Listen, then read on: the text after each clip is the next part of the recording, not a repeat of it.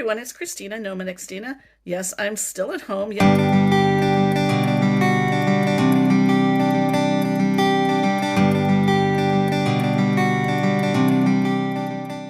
Yes, I've been absent from YouTube.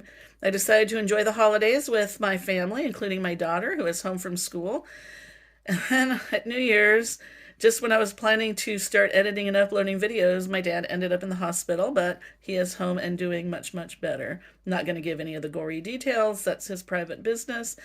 Anyway, this is just a quick update to talk to you about Blendjet blenders. Currently a recall on Blendjet 2 blenders. I bought mine at Target in 2022, and I got a recall notice. They can catch fire, and the blender pieces, the metal can break, causing severe lacerations. So if you have a Blendjet 2 blender, please go to the Blendjet website or to the website of the company you bought it from, like Target or Walmart or whatever, and find out if yours is under recall.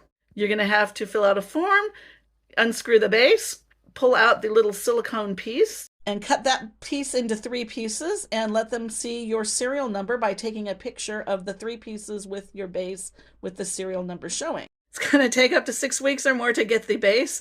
I haven't even been using it very much. It's been in my car and I've been home for a couple of months. So anyway, you do not want to have your Blendjet catch on fire or get a severe laceration from a broken metal blade. So if you've got one of these puppies, please go check to see if you're under recall.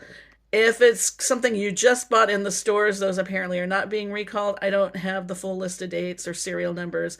It's easy enough to check. I'm about to start coughing. I have had a cough off and on for several weeks since I got back from my trip where I was sick.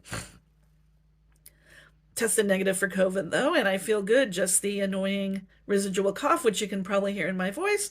So I'm going to go ahead and end this video. I want to wish everybody a safe and happy new year, and I hope to see some of you at the WRTR.